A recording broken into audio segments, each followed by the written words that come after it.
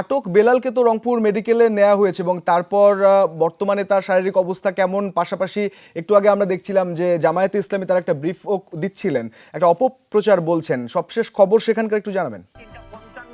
তাকে অসুস্থ অবস্থায় সৈয়দপুর হাসপাতাল থেকে 100 শয্যার যে হাসপাতালটি আছে সেখান থেকে তাকে রংপুর মেডিকেল কলেজ হাসপাতালের যে কার্ডিওলজি বিভাগের যে 1 নম্বর ওয়ার্ডে ভর্তি করা হয়েছে। কিছুক্ষণ আগে তার হাসপাতালের যে কার্ডিওলজি বিভাগের যে 1 নম্বর ওয়ার্ডে ভর্তি করা হয়েছে, কিছুক্ষণ আগে তার চিকিৎসায় নিয়োজিত বিশিষ্ট cardiologist Rangpur community medical college হাসপাতালের কার্ডিওলজি বিশেষজ্ঞ জনাব ডাক্তার আজহারুল ইসলাম তিনি যেটি বলেছেন যে তার হার্ট অ্যাটাক হওয়ার সম্ভাবনা আছে এবং তিনি এখনো ডেঞ্জারের বাইরে নন। তার বিভিন্ন ডায়াবেটিস সহ বিভিন্ন রোগে তিনি এই মুহূর্তে আক্রান্ত এবং তার পরীক্ষা নিরীক্ষা চলছে। পরীক্ষা নিরীক্ষার অবজারভেশন করার পরই বলা যাবে যে তিনি আসলে কি অবস্থায় আছেন।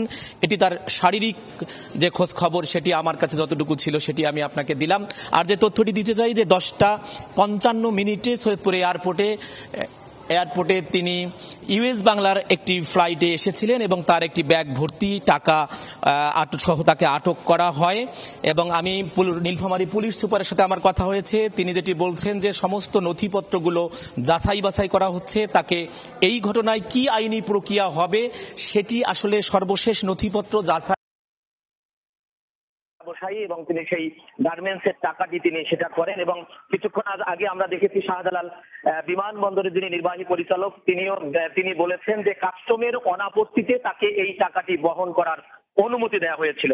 কিন্তু আসলে নির্বাচন যেহেতু আগামীকাল সে কারণে কিন্তু এই ব্যাপারটা খুবই চর্চিত হচ্ছে যে নির্বাচন যেহেতু আগামীকাল সে কারণে কিন্তু এই ব্যাপারটা খুবই চর্চিত হচ্ছে যে নির্বাচনের সময় এতগুলো টাকা আসলে নেওয়া নিয়ে প্রশ্নটি উঠেছে এবং সেই জন্য কিন্তু এইটি সামাজিক যোগাযোগ মাধ্যমে একেবারে তোলপাড় চলছে। আমরা ঠাকুরগাঁও জেলা জামায়াতের সাথে কথা বলবার চেষ্টা করেছি। ঠাকুরগাঁও জেলা জামায়াত একই কথা বলছেন যে একটি পক্ষ তারা এই ঘটনাটিকে অন্যভাবে ইনিয়ে বিনিয়ে করবার চেষ্টা করা হচ্ছে। তবে যেহেতু আগামীকাল নির্বাচন, সেই আগামীকাল নির্বাচনের আগে এতগুলো টাকা যদি সেটা বৈধও হয় তারপরে এত টাকা বহন নিয়ে কিন্তু প্রশ্ন উঠেছে।